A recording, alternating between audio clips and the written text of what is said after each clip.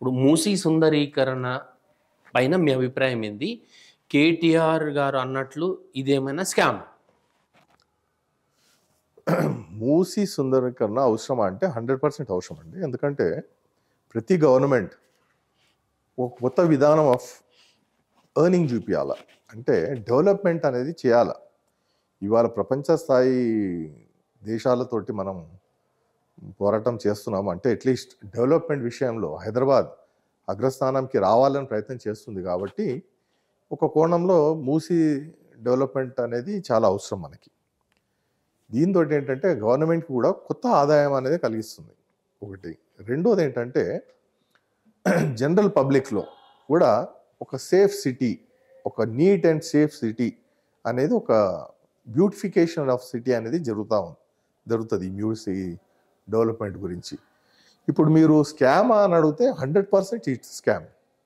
ఎందుకంటే ప్రతి ruling government future activities కోసం, వాళ్ళ పొలిటికల్ యాక్టివిటీస్ కోసం ఏదో విధానమైన ప్రాజెక్ట్స్ చేసి దాంట్లో కిక్ బ్యాక్స్ తీసుకోవటం అది అనివార్యం. ఇప్పుడు ప్రీవియస్ గవర్నమెంట్, బీఆర్ఎస్ గవర్నమెంట్ కూడా మనం చూసాం కదా, కాళేశ్వరం చేశారు, తర్వాత అది పశువుల స్కామ్ చేశారు. అలా చూసుకుంటూ పోతే 100 ఉన్నాయి వాళ్ళు చేసే స్కామ్లు. అంటే ఇది నార్మల్. ఇది ప్రతి రూలింగ్ గవర్నమెంట్, మన తెలంగాణలో స్పష్టంగా ప్రతి రూలింగ్ గవర్నమెంట్ ఏదో ఒక స్కీమ్ తీసుకొచ్చి, fail scheme, Kaleshwaram is a fail scheme. వరల్డ్లో ఎక్కడ కూడా లిఫ్ట్ ఇరిగేషన్ అనేది సక్సెస్ కాలేదు. కానీ కాళేశ్వరంకి 1,00,000 కోట్లు ఖర్చు పెట్టి మేము చేశామని కేటీఆర్, హరీష్ రావు ఒప్పుకుంటున్నారు. మరి అది కూడా వాళ్ళు దాని మీదనే కదా డబ్బులు సంపాదించింది. So tomorrow Musi beautification scheme అనేది కూడా it can be a scam. దాని దగ్గరగా you have to observe it very closely and then comment on that. Yes sir. తర్వాత ఈ మూసీలో కావచ్చు, హైడ్రాలో కావచ్చు, అందులో కట్టే కన్స్ట్రక్షన్స్కి గవర్నమెంటే పర్మిషన్ ఇస్తుంది. ఈరోజు గవర్నమెంటే కూలగొడుతుంది. దీన్ని ఎట్లా చూడొచ్చు? చూడండి, ఇప్పుడు మన దగ్గర administration is run by bureaucrats.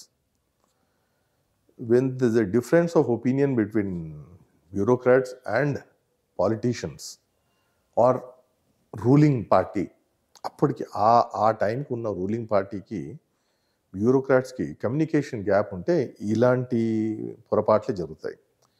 ఇప్పుడు మీరు గుర్తు తెచ్చుకోవాల్సింది ఏంటంటే గత 20 సంవత్సరాలలో 10 ఏళ్ళు కాంగ్రెస్ వాళ్ళు ఉన్నారు, తర్వాత 10 ఏళ్ళు బీఆర్ఎస్ వాళ్ళు పవర్లో ఉన్నారు. మరి అప్పుడు వీళ్ళు ఇచ్చిన పర్మిషన్లే మళ్ళీ వీళ్ళు కూల్చేస్తున్నారంటే it is only playing on public sentiments. ఇవాళ హరీష్ రావు ఇంకా కేటీఆర్ అంటారు, మీరు ఇట్లాంటి పనులు చేస్తూ ఉంటే ఎవరైనా కాంగ్రెస్కి ఓటు వేసేవారా అని అడుగుతున్నాను. నేను మిమ్మల్ని అదే అడుగుతున్నా. మీరు నేరెళ్ల ఇన్సిడెంటు, ఖమ్మం ఇన్సిడెంటు, తర్వాత హైదరాబాద్లో చేసిన బీభత్సం అన్నిటికీ కదా మీరు ఇవాళ పవర్ కోల్పోయి మీరు 3వ సారి గెలవలేకపోయారు. సో ఇది అవసరమా అనేది డెఫినెట్లీ కాదు, అవసరం లేదు. కానీ దీనికి ఒక పద్ధతి అనేది ఉంటుంది. భయానికి గురి చేసి ప్రజల్ని మీరు మీ పనులు చేయించుకోవాలంటే అది కరెక్ట్ కాదు. ఇప్పుడు ఒక ట్రామా కేర్ సెంటర్ అని చాలా దగ్గర ఉంటాయి. ఎందుకంటే ఎవరికైనా ఏదైనా ఒక భయంకరమైన సంఘటన జరిగితే వాళ్ళని కౌన్సిలింగ్ చేసి వాళ్ళకి ఆ భయం అనేది దూరం చేస్తారు. కానీ గవర్నమెంటే ఈ బుల్డోజర్లను పెట్టుకొని చేస్తూ ఉంటే అది తప్పు. ఈ విషయంలో నేను రేవంత్ రెడ్డి గారికి ఒక మాట చెప్పాలనుకుంటున్నా. మీ అధినేత రాహుల్ గాంధీ దేశం మొత్తం తిరుగుతూ ఉన్నాడు, బుల్డోజర్ గవర్నమెంట్లు మాకు వద్దు అని. మరి ఇదేం హిపోక్రసీ అండి?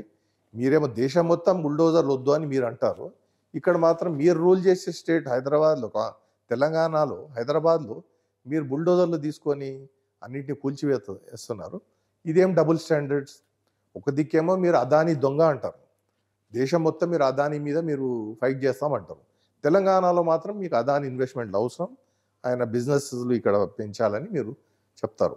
మరి ఈ డబుల్ స్టాండర్డ్స్ అనేది ఈ 2 పార్టీస్ చేస్తూ ఉన్నాయి. కాబట్టి మేము తప్పకుండా ఇలాంటి యాక్టివిటీని తెలుగుదేశం పార్టీ తప్పకుండా ఖండిస్తుంది. ఇది కాదు పద్ధతి అనేది నేను చెప్తా ఉన్నా.